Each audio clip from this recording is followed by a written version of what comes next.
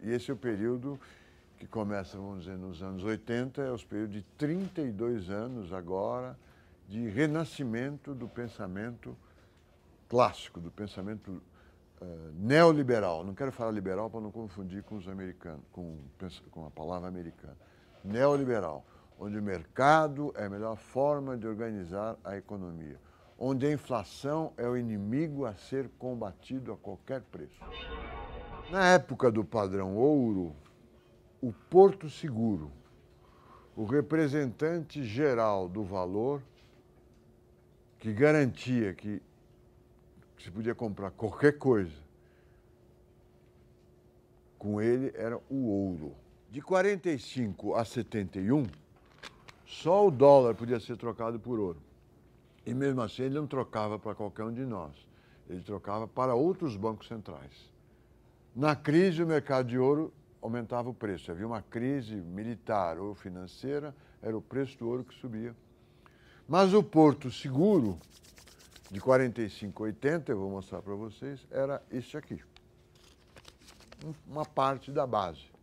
Este aqui não tem risco nenhum nos anos 45, 80. Porque esse aqui só pode ser trocado por ele mesmo, é a salvação. Nos anos 80 e hoje, isso aqui é só meio de pagamento. O Porto Seguro é um depósito no Banco Central. É a aplicação de seus ativos financeiros no lugar mais seguro que tem, que é um título curto do Banco Central. Um título de 30 dias, um título de 1 ano. A moeda já rende juros. Esse papel moeda que a gente usa aqui é muito pouco usado. Você usa cartão de crédito, cartão de débito, que são créditos no banco comercial e no Banco Central. Então, a partir dos anos 80 e mais recentemente, em vez de controlar a base, a política monetária passa a ser a política de controle dos juros do Porto Seguro. Porto Seguro não é a companhia de seguro, nem a cidade da Bahia. Porto Seguro é a redenção, a salvação, a última reserva de valor, a prova de qualquer risco. Isso é um depósito ou uma compra de um título público de curto prazo, que rende essa taxa de juros aqui, a Selic. É muito diferente do nosso modelo ISLM. No modelo ISLM, você retém mais ou menos dinheiro dependendo da taxa de juros. Se a taxa de juros for alta, custa muito ficar com esse dinheiro no bolso. Tá certo? A demanda é negativamente inclinada. Hoje isso não é verdade. Se a taxa de juros for muito alta, essa taxa aqui, a Selic, eu vou botar uma opção de dinheiro no Selic. É líquido, eu troco no dia, não no Selic, em papéis de curto prazo que são descontados pela taxa Selic. Rende juros, bom, 9% ao ano, 9,75%, né, no Brasil, e é o lugar mais líquido que existe. Então não há uma demanda de moeda cuja quantidade demandada diminui quando aumenta a taxa de juros. Não. Ao contrário, quando aumenta a taxa de juros, talvez os bancos prefiram, ao invés de emprestar para todos nós, para comprar carro, pode ser que a gente não pague, comprar casa, pode ser que a gente não pague, aplicar para uma empresa, pode ser que a empresa quebre. Ao invés disso, eu deposito o meu dinheiro comprando títulos do Banco Central de curto prazo e ganho a Selic. Os juros passam a ser, agora é uma frase forte, o seguro-desemprego do capital. O trabalhador desempregado, para o trabalhador desempregado, o governo garante 6 meses de salário para ele procurar outro emprego. No Brasil e no mundo. Há seguros-desemprego maiores e menores, mas ele protege, depois do Keynes, né, o desempregado por um determinado período de tempo. Os juros hoje não são mais os juros da ISLM. Não é quanto você perde por estar protegido. Não. É quanto você é remunerado para não aplicar o seu capital. para não correr risco nenhum. Porque a taxa de juros maior pode incentivar a poupança em ativos financeiros, mas ela incentiva também você não fazer nada com o dinheiro, não correr os riscos da atividade econômica. Então, hoje, o controle da política monetária se baseia numa taxa de juros, a Selic. Existem várias taxas de juros.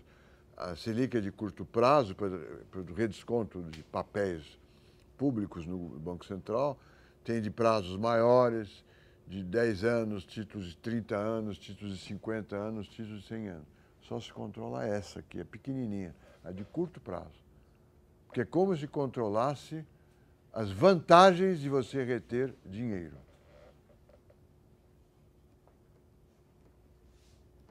E assim começa o regime de metas de inflação na Austrália e na Nova Zelândia. É hoje no mundo inteiro. A política monetária não tem mais nada a ver com o desemprego a partir dos anos 80. Na época que se estudava planejamento, há um princípio que para cada objetivo você tem que ter um instrumento. Se você tem 2 objetivos, arranje outro instrumento, porque um só não vai bastar. É o princípio do Tim Bergen, um economista holandês que escrevia sobre um tema hoje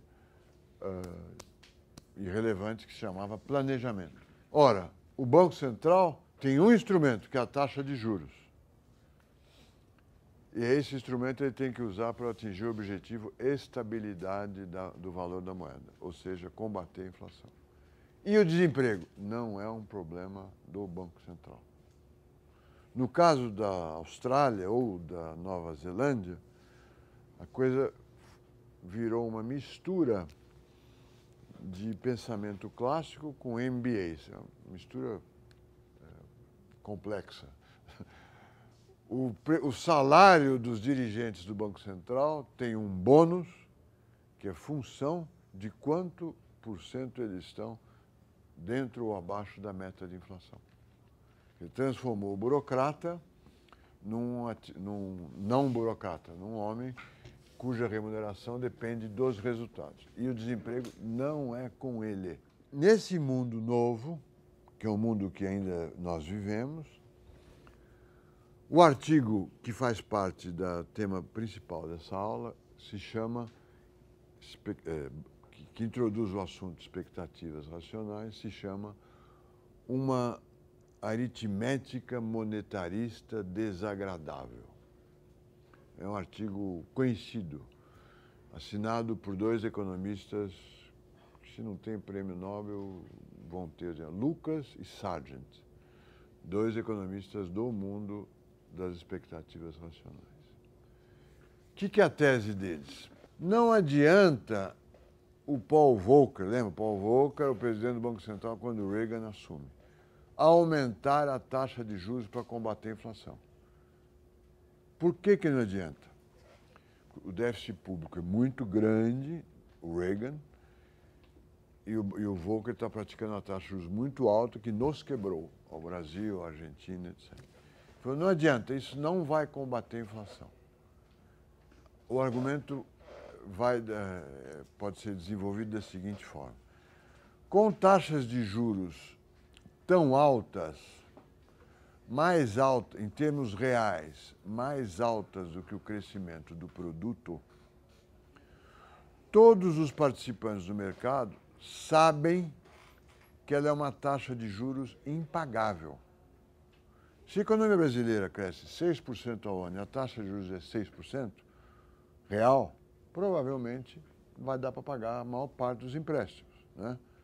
Eu tomo empréstimo hoje para fazer alguma coisa, minha renda vai crescer 6%, se acompanhar a média da economia. E esse crescimento de 6% dá para pagar os juros e o empréstimo no final, certo? Agora, se a taxa de juros real é 10% e a economia cresce 5%, como é que vai pagar? Como é que o Tesouro Nacional americano vai pagar esses 5%? Não vai conseguir pagar. Se todos entendem isso, a expectativa é que todos todos têm a expectativa que ele não vai conseguir pagar, com receitas tributárias, ele vai ter que pagar emitindo base. Não é verdade? Ele vai chegar num tempo que a dívida dele cresceu, ele vai, para pagar eu emito papel moeda em circulação. Se ele vai emitir, vai dar inflação. Porque ele está praticando uma taxa de juros real inviável. Se vai dar inflação estamos em 80, em 85, então essa inflação eu vou mudar todas as taxas de juros de 1 ano, 2 anos, 3 anos, 4 anos, 5 anos, para incorporar essa expectativa de inflação. E incorpora, inclusive, na inflação do ano corrente. Portanto, a política monetária do Volcker não vai diminuir a inflação, vai causar inflação no ano corrente. Porque todos esperam, todos conhecem a economia e têm expectativas racionais, quer dizer, conhecem o mesmo modelo. Se ele está pondo uma taxa de juros real muito alta em 1982, eu sei que ela vai gerar uma emissão de meios de pagamento imensa daqui a 5 anos, que vai gerar inflação. Então, eu já incorporo essa inflação de 92 ou de 90 nas minhas expectativas de 85, 86, 87, 88. Já aumenta a inflação imediatamente. Por isso é uma aritmética monetarista desagradável. O Friedman, quando discute a curva de Phillips, e nós aqui, quando estudamos a inflação da Alemanha e apresentávamos o estudo Kagan, usava uma forma de... especificava as expectativas com uma regra empírica. Você espera que amanhã aconteça a mesma coisa que hoje e faz um pequeno ajuste. O Lucas, o Barro e o Sargent viram a mesa. Falam, não. Os agentes econômicos agora não são chamados nem de consumidores, nem de investidores, nem de trabalhadores. Por quê? Porque o trabalhador tem ações, o consumidor pode ser investidor, o investidor pode ser consumidor. Não existe mais luta de classes. Então, são todos agentes econômicos. Os agentes econômicos, é a linguagem contemporânea, conhecem a teoria econômica tanto quanto nós, tanto quanto o governo. Então, se o Banco Central aumenta a taxa de juros acima de taxa de crescimento da economia, todos percebem que essa taxa de juros é impagável. Se ela é impagável, ela será paga com emissão de papel moeda, com ampliação da base monetária. Com a ampliação da base monetária, haver inflação. E, portanto, havendo inflação, no futuro ela já se incorpora nos preços de hoje.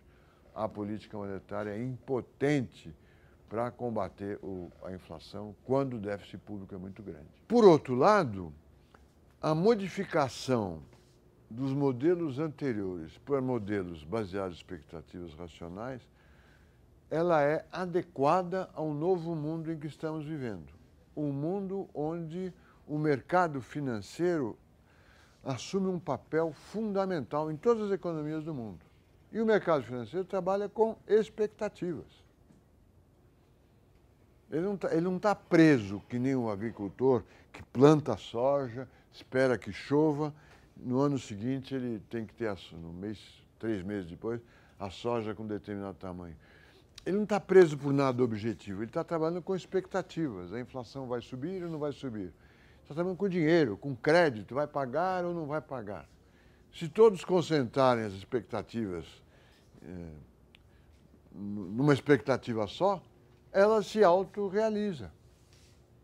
E a importância das expectativas no mundo onde os ativos financeiros são muito importantes, as expectativas são realmente importantíssimas.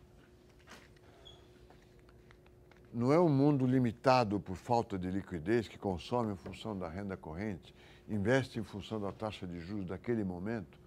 É um mundo que trabalha com o futuro, e o futuro a Deus pertence. Então, a ideia de trabalhar com expectativas, de incorporar a ideia de expectativas nos nossos modelos, faz todo sentido. mas não é fácil incorporá-las, porque esse resultado do Lucas e do Sargent depende de o mundo ser, o nível geral de preço ser regido pela teoria quantitativa da moeda.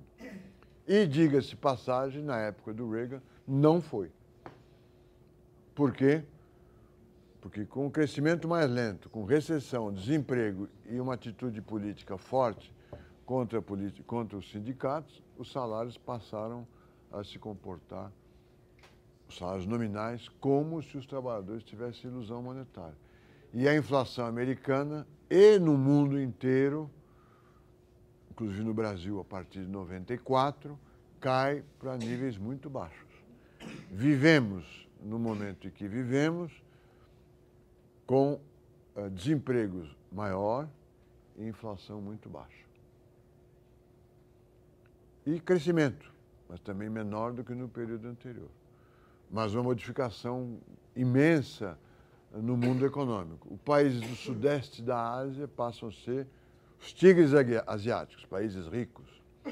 A China passa a ser a segunda ou a terceira economia do mundo.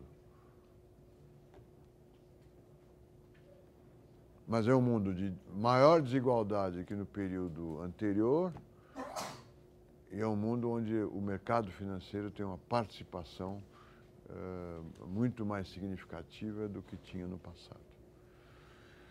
Esse artigo introduz outro tema, que é um tema corrente e sempre foi importante no Brasil, e bem tratado no artigo que vocês têm que ler.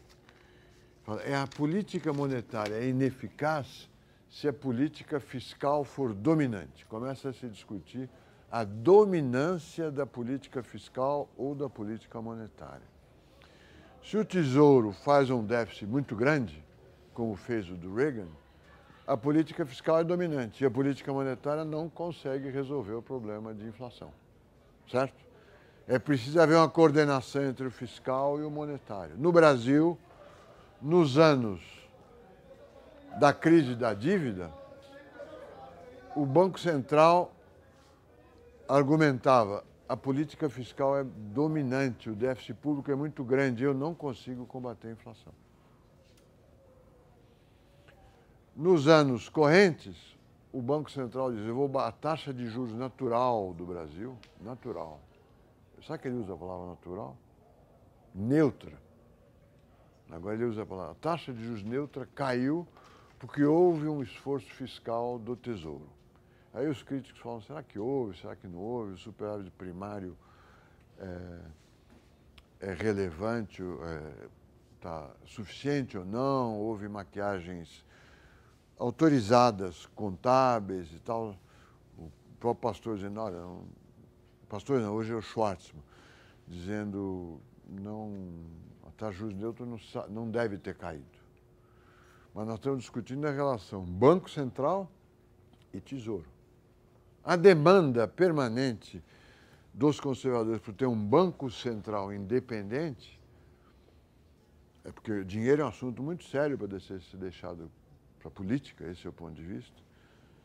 Se bem que, por ser tão sério, ele devia ser deixado para a política. A demanda do Banco Central independente, eu estou dando exemplos da promiscuidade inevitável, contábil, entre Tesouro Nacional e Banco Central. Num certo momento, já no plano real, o presidente do Banco Central falou: precisamos de uma política, um Banco Central independente, que não seja dominado pelos interesses do Tesouro. O secretário do Tesouro Nacional falou: de jeito nenhum, o que eu preciso é de um Tesouro Nacional independente, porque ele não é independente. Por que ele não era independente? Porque o Banco Central emitia títulos do Tesouro à revelia do Tesouro Nacional. Não sei se vocês compreendem. O Banco Central é o banco do governo. Vamos supor que vocês sejam clientes do Banco do Brasil. Você chega no Banco do Brasil, o cara fala: eu emiti umas promissórias em seu nome, achei que a taxa de juros estava boa, então agora você deve R$1 milhão a 10% ao ano. Você fala: mas como? Emitir o promissório ao meu nome? Não se faz isso. O Banco Central, até a lei da responsabilidade fiscal, mas foi difícil enfiar isso no Banco Central, ele emitia títulos públicos sem que o Tesouro Nacional autorizasse. E era o Tesouro Nacional que tinha que pagar juros. Por isso que houve essa reação do secretário do Tesouro Nacional, dizendo, não quero um Banco Central independente.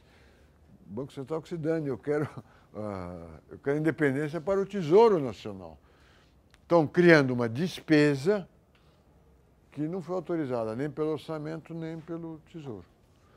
Na crise da Europa e na crise americana de 2008, o mesmo tema aparece. A quebra do Lehman Brothers, que exige uma despesa do Tesouro americano de $1 trilhão, o Banco Central salva os bancos e emite $1 trilhão, que depois são enxugados pela colocação de títulos públicos. Cria um déficit público para o Tesouro Nacional americano, porque agora ele tem que pagar os juros sobre essa dívida de $1 trilhão, que não foi autorizada pelo Congresso, que não foi autorizada pelo Presidente da República, foi imposta pela necessidade de manter o sistema bancário solvente, mais ou menos solvente. Né? A Grécia, a Espanha, tem agora a discussão conservadora precisamos controlar o déficit público. Então nós imaginamos ao ler jornais que o problema da Espanha, da Grécia, da Itália são os funcionários públicos, vagabundos, que não trabalham, o seguro-desemprego, que paga muito, o espanhol fica em casa e ganha uma fortuna, e o governo é antigo, não quer enfrentar essa realidade. Mas por que este problema apareceu em 2009, 10 e 11 e não antes? Eu não sei os detalhes, mas eu apostaria uns R$100 no máximo, que é o impacto das despesas do setor financeiro, da crise financeira, no déficit público. Tá certo? É esse que está criando o déficit público. Então, esse é um tema, não sei se é o primeiro que levanta, mas levantado nesse artigo. Nesse artigo, o déficit público está incomodando a política monetária. Nos exemplos que eu estou dando, eu estou invertendo. Não, a política monetária é que está incomodando o déficit público. É ela que está causando o déficit público.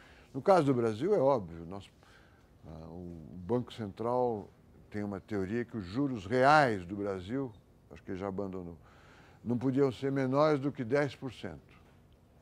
Se a dívida era 50%, o Banco Central decidiu sozinho, com 6 PhDs, 2 MBAs e não sei mais quem, que 5% do produto era para ser pago para os juros. E 10% de juros real, 50% de dívida, multiplica um pelo outro, dá a participação dos juros no PIB. Então íamos gastar, e gastamos por vários anos, muito mais do que 5% de juros como despesa do Tesouro Nacional. Então a discussão agora nos anos que estamos vivendo, onde é que está o problema? É monetário ou é fiscal? O Banco Central é independente, sim, mas ele afeta o Tesouro. E o Tesouro é independente, mas sem dúvida, como já sabíamos antes, ele afeta o Banco Central. E nas crises aparece isso. Dívida externa. Crise da dívida externa, essa que eu mencionei, que começa em 82. Com os juros maiores, a dívida das estatais cresce. E quando nós conseguimos dinheiro novo, quer dizer, empréstimo, a dívida externa crescia mais ainda. Qual a definição de déficit público? Isso é básico. Chama-se déficit público a variação da dívida pública. Está certo isso ou não?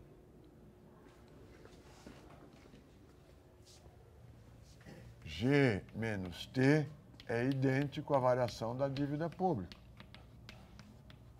É contábil. Então, renegociava-se a dívida pública, a dívida das estatais, as estatais eram controladas pelo governo, então era considerada dívida do governo. Conseguia mais dinheiro para ter mais dólar. Aumentava a dívida pública. Aumentava o déficit público.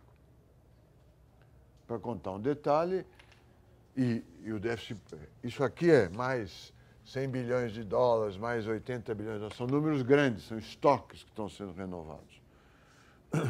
E esperava-se que esse aumento da dívida pública causado pela crise da dívida externa fosse compensado por cortes de gastos do governo. É uma matemática também desagradável. É como você querer pagar o prejuízo que você teve que sua casa pegou fogo com despesas com o seu salário corrente. Dá para pagar, mas leva um tempão. Você vai ficar com uma dívida por muito tempo, um déficit público grande. A acusação da imprensa, dos economistas conservadores era: o problema do Brasil não é a dívida externa, é o déficit público.